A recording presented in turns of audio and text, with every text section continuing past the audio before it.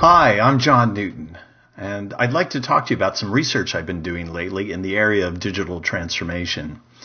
Turns out this research is more timely than I had expected, with the coronavirus turning our lives digital almost instantaneously. Also, we're facing a recession now, which during times of recession is where you see the most digital transformation. Digital technologies actually disrupting entire industries. So now's the time to look at what happens with digital transformation and what can we learn from the past? What can we learn from other industries? If we take a look at some research that was presented in Harvard Business Review recently, in an article in May this past year, they looked at 4 different recessions and what happened as a result by analyzing the results of over 5,000 companies and how did they perform. Turns out that only 14% were able to execute well through the recession, both growing at over 9% as well as maintaining profitability. That's pretty tough. So what did they do? Well, they invested in digital technology. They transformed their products, creating new digital products. They transformed their services. They transformed the way that they sold. They transformed their marketing to become more digital marketing oriented. And using digital technology, they were able to help with the other things that helped through those recessions as well. They were able to balance operational efficiency with investment and growth. It's not enough to just cut, and it's not enough to just grow. You have to strike that right balance between the two. And the best companies were able to do that. Well, what is that balance? Well, there's no formula that you can apply. Every company's different. And basically what you have to do is experiment. And digital technology can help you innovate faster, to be able to experiment, to be able to deliver new solutions, to see what works and what doesn't work as well. They were also able to protect their financial fundamentals by being able to understand where the waste was and where their costs were going, and protect their existing business as well by being able to serve their customers more effectively using digital technology. The best companies as well put their decision-making locally. They decentralized their decision-making where they were just able to adapt with local knowledge. Centralized, strong decision-making may be very decisive, but it isn't necessarily what works in a recession. Decentralization works. Also, don't get rid of that knowledge and experience. It may be tempting to lay off people, but there's a lot of knowledge that will be impossible to regain when good times come back. And also, it's really important for understanding how can the business grow more effectively. So those companies actually retain their knowledge, both in terms of people, but also electronically as well. So, what is your strategy for digital transformation? I can only hope that you've started it, and hopefully it's not too late. But, if you haven't started it, the gaps that existed before the recession hits are only going to get bigger and wider and maybe insurmountable. So it's important to start to look at digital transformation as soon as possible and do something about it. How do we go about doing that? Well, let's take a look. A few years ago, we did some research with Forbes magazine to understand what companies were doing with digital transformation. We interviewed over 400 different executives that were involved in digital transformation. And to understand the results of that survey, it's worth taking a look at this model of various industries. This is a standard model of an industry. First of all, what business are you in? And how have you optimized your products for that industry? Who are your buyers and what power do the buyers have? Who are the suppliers for that industry and what power do the suppliers have? Who are the competitors in the industry and what barriers to entry exist to prevent new competitors from emerging? And then finally, what are the threats of substitution from adjacent industries? Now, if we take a look at what happens in the digital world, this actually gets more complicated, where you have the threat of new digital substitutes coming in, or distribution platforms that are digital, taking your products and services to market, may actually know more about your customers than you do, essentially making you blind to those customer needs. And then digital platforms for suppliers actually providing greater levels of transparency and driving prices down to zero, potentially affecting your margins as well in the industry overall. Finally, the threat of digital disintermediation of entire industries, of suppliers going and selling directly to your customers, cutting you out as a middleman. So with each of these different forces, what did the winners do in this? Where a winner was defined as those companies growing faster than 10%. First of all, they improved and streamlined their business processes. They made it easier for customers to do business with them. They made it easier for suppliers to do business as well. They were essentially building up their ecosystem to be more effective than the competitors. And then finally, they modernized and simplified their IT infrastructure to make all the others possible. So, with each of those, how do you go about doing the things that the winners did? Well, let's take a look at the patterns in the industry and see what we can do to be able to emulate the best of digital transformation. So, what is a pattern? A pattern is a generalized solution to a common problem. A pattern can also be the basis for a language of describing these problems and these solutions as well. A guy by the name of Charles Alexander came up with architectural patterns as a language in the late 1970s, and he used it to describe the various problems that you might have in terms of creating new buildings and new structures, and also creating new towns, new campuses, new layouts. In fact, he was doing it to support the creation of the new University of Oregon campus back in the day. So he was very influential in describing these patterns in a very readable book. And software ended up taking those same concepts. So if we look at documenting digital transformation in those patterns, if you're a software engineer, this will look very familiar to you because software engineering uses patterns all the time to create new solutions, whether it's the notion of a client server or master view controller. And patterns have a definite structure to them as well to help them interrelate with each other. So they'll have a name and a type, an intent, a goal, a purpose, the use cases that it's applicable for, what's the motivation for the pattern, what's its applicability, and what's the context in which it's used, what are the structures, what are the classes and objects that might be used, and then how is it implemented. These are all really useful ways of looking at digital transformation. And if we look at the objectives of digital transformation, this may give you a guide as to what are those patterns. So I did some research talking to over 45 different companies in terms of what are their digital journeys and talking to them in depth about it as well. And here are some of the things that they were trying to accomplish.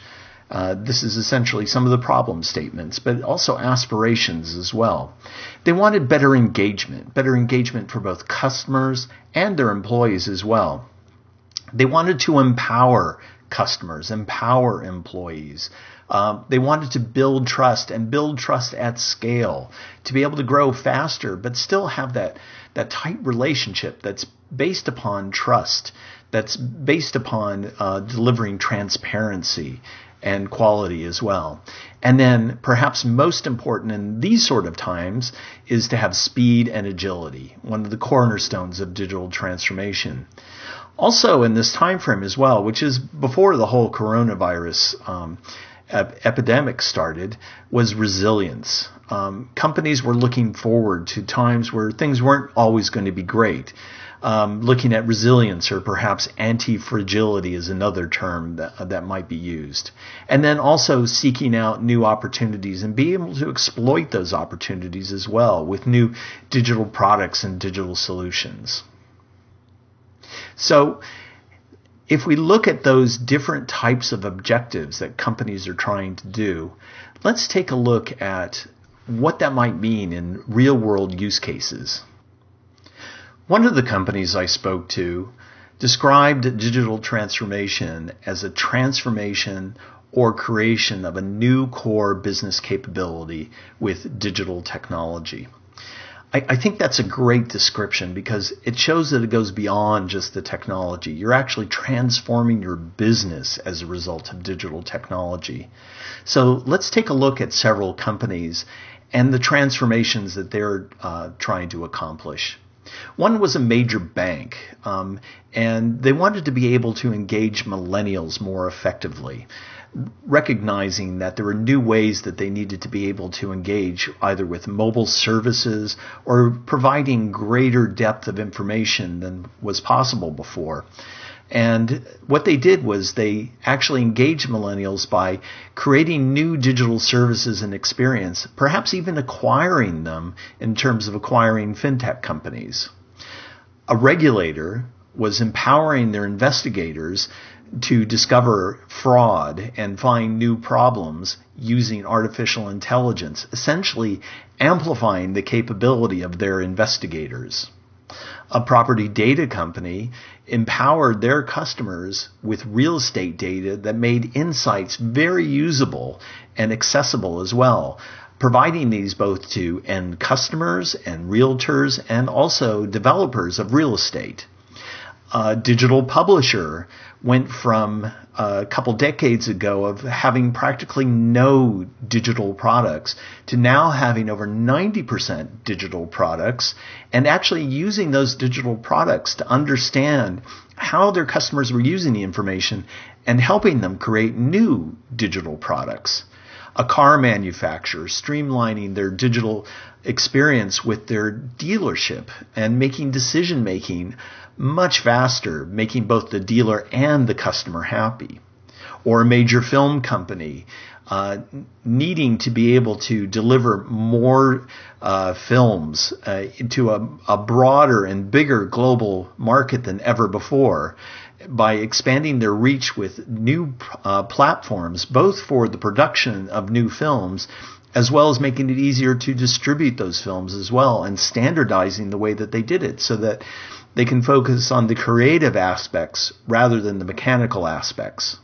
Or a major insurer actually going finally totally paperless, where they had been doing digital transformation for decades, automating the process of policies and claims, but still not eliminating paper. But in doing so, by eliminating that paper, actually making decisions far faster and being able to resolve claims far faster than ever before and doing it on a more nationwide basis than was possible. And then finally, a health service in coronavirus era, actually being able to create a platform for coordination and distribution of health data to be able to find cures and find new solutions and new treatments for coronavirus. All of these are incredibly interesting, but also worth understanding how they went about and started doing these digital transformations. So what did it take to do this? Let's take a look. In order to do the types of digital transformations that we just saw, it requires connecting many different systems together. If anybody's in software right now, they claim to be part of digital transformation, and to a certain extent that's true. All across the enterprise, between those systems that focus on people and those systems that focus on systems or transactions, some of which are inside the enterprise, some of which point outward from the enterprise. They all play a role of some type. But it's important to be able to connect these systems together to create new solutions that solve many different problems and are not the domain of any one particular system. These involve content, which is the human readable aspect of the information that's being shared, the processes, particularly the information-rich processes, analytics that span not just one system, but multiple systems, and then integration, data integration that allows us to connect the many different systems that may play a role in servicing customers or partners. So what we do next is to be able to create the solutions.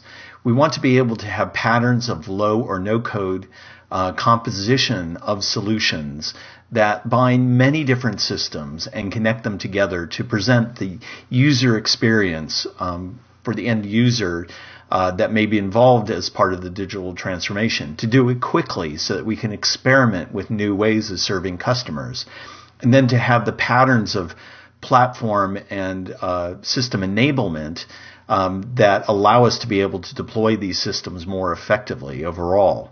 Then when we have the ability to create these solutions, we can have patterns of solutions as well. Patterns of customer engagement, patterns of frictionless service, patterns of optimization and automation that allow us to cut costs out of the system, or patterns of employee empowerment that allows them to serve others in the organization or customers more effectively, to be part of a more efficient and effective organization that is serving customers better. Looking at some of the digital transformations that I've seen in various companies, here are some examples of some of the things that companies are trying to accomplish. One is bringing on customers faster than ever before to be able to increase revenue and increase customer satisfaction, to engage customers more effectively with better customer service and responding to questions faster, improving operations and optimizing them in terms of the IT systems connecting to the manufacturing systems more effectively, integrating suppliers into the value chain and making them seemingly as part of the overall enterprise, or developing new products and services, particularly digital products and services, and connecting those to the operational systems and perhaps extending physical products with new digital capabilities by having those connect into things like the product lifecycle management.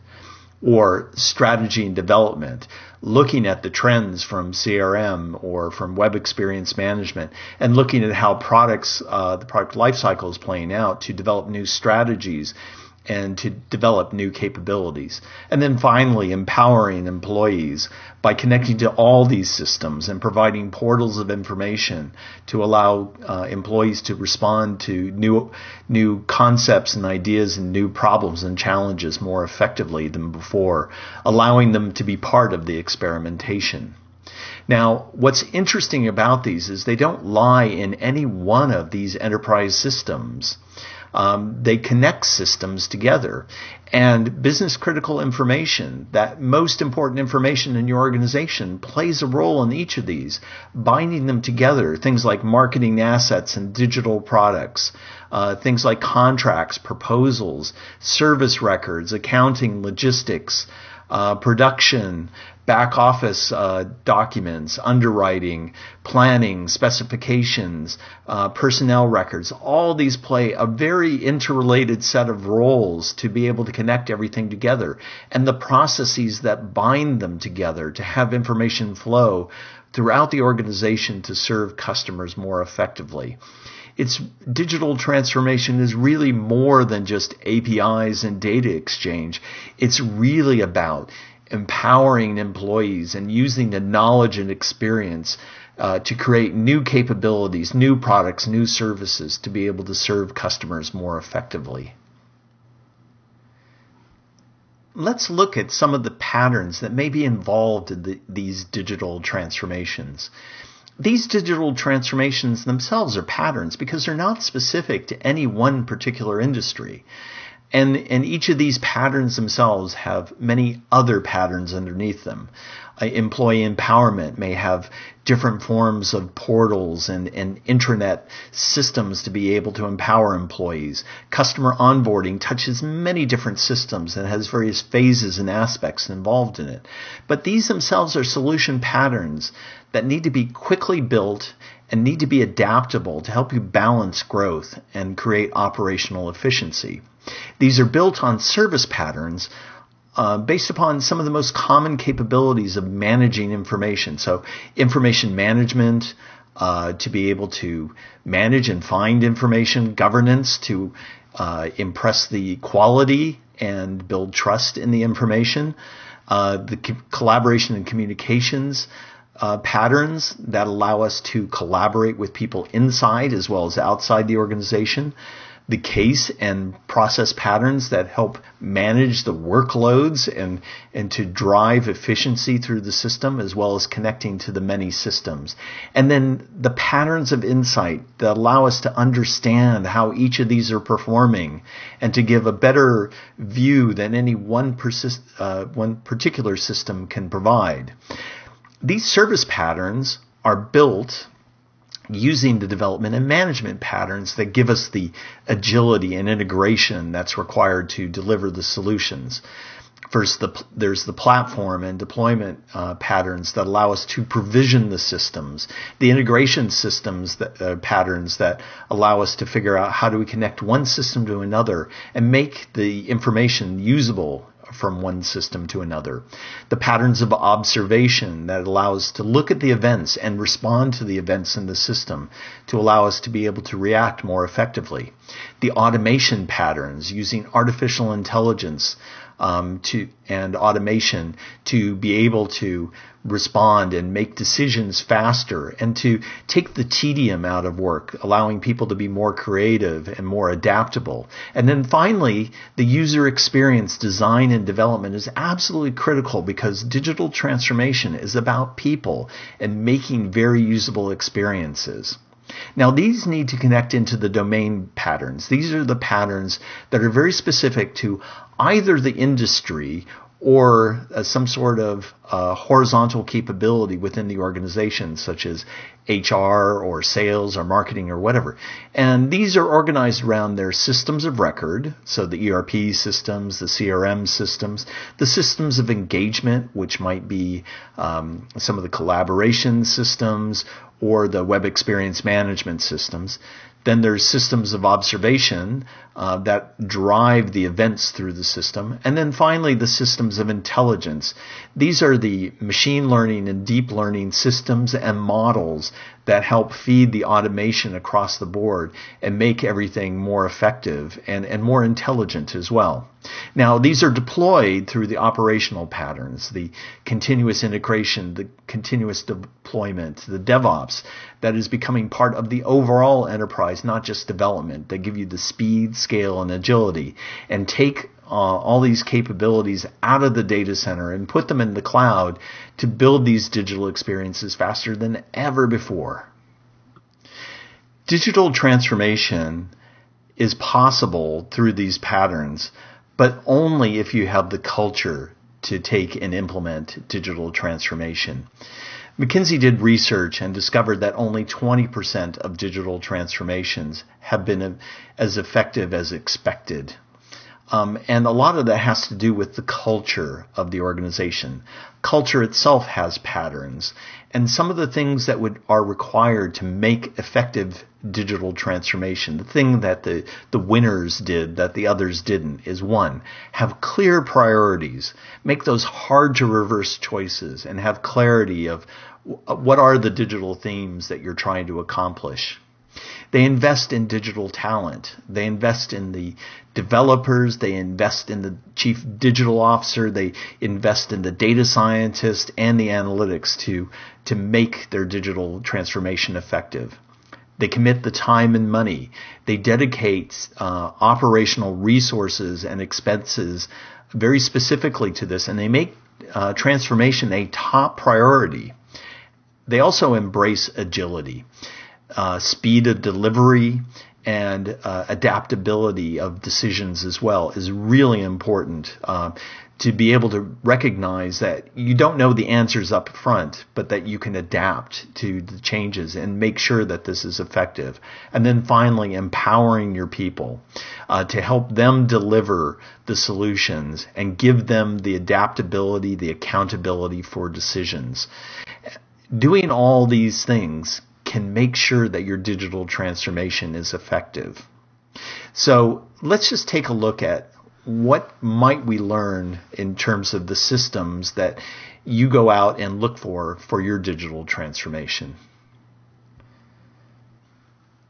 So if you have the right culture, what should you be looking for in your digital transformation? Well, here's some of the things that I learned from the companies that I spoke to. Content is a critical component of digital transformation. It's key to engagement of customers, it's key to engagement of employees, and it's part of making your overall enterprise as well as your digital transformation efficient. Open source has been a very critical piece of virtually every digital transformation because open source helps drive experimentation. It's a key part of innovation, and more innovation is happening in open source than all the proprietary systems out there. So look for open source and look for open in general. Develop with open architectures, open APIs, open data, open modeling, to simplify building your applications and making them interoperable. Make sure that you have the speed of development and deployment, because this is really important for agility, is your ability to build and deploy and iterate on those solutions is critical to success of your digital transformation. You need to connect all your digital systems together, both inside and outside the enterprise. And not just your systems of record, but also those systems outside the enterprise, those SaaS systems that may play a role in collaboration or communication. Finally, extracting insights from wherever they exist. And as a result of extracting the insights, extracting value as well from things like content and business critical information. Patterns are a new way of thinking about digital transformation. We don't have to reinvent the wheel whenever we want to change our core business processes or to transform our core business capabilities using digital technology. We can learn from others. We can learn from other industries. We can also learn from the past.